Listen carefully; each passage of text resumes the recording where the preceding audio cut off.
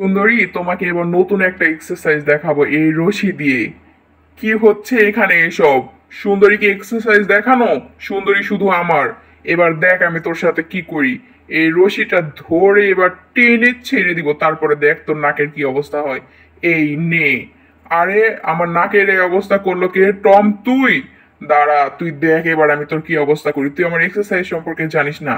এবার দেখ আমি কি করি। এই রশিটা আমি এই তীরের সাথে লাগিয়ে দিব। এই যে এবার এখানে লাগিয়ে দিব।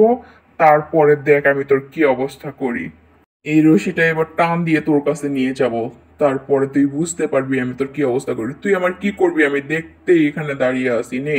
সুন্দরী শুধু আমার, সুন্দরী আর কারো না। ঠিক আছে, এটা তোর গলায় এবার পরিয়ে দিলাম। এবার তুই সোজা চাঁদের দেশে যা। এই যা এবার।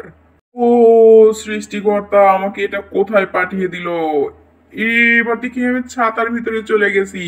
আবুল, ভালো হচ্ছে না কিন্তু বলে দিলাম। আমি শুধু এখান থেকে একবার ছাড়া পাই, তারপরে তোর অবস্থা খারাপ করব।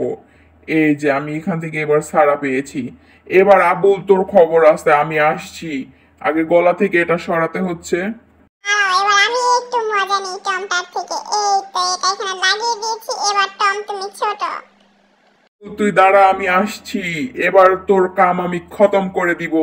আসছি ছুটে ছুটে। এই দেখো সুন্দরী, আমার কত সুন্দর মাসাল। আমার মাসাল তুমি দেখো কত সুন্দর। দাঁড়া, তোকে মাসাল দেখাচ্ছি। আরে কি হচ্ছে? আমি দিকে যেতে পারছি না সামনে। আমার শক্তি কি কমে গেল?